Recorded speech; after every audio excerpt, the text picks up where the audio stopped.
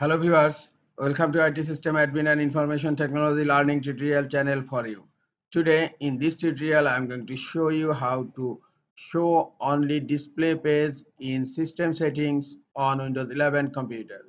Sometimes it becomes very important for you, so don't forget to watch full video.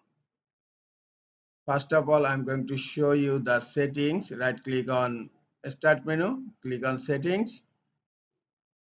In settings you will find all options here, and in system you will find display and all other options. Now I'm going to show you how to show only display page in system settings. Close settings. In search type GP edit, click on edit group policy.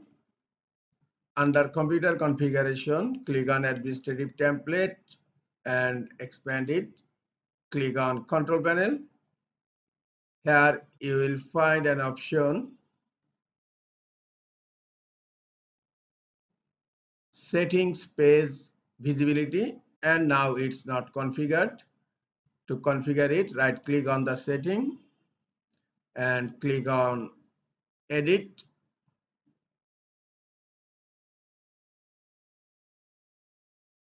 Now click on enabled. Under settings page visibility, type show only clone display.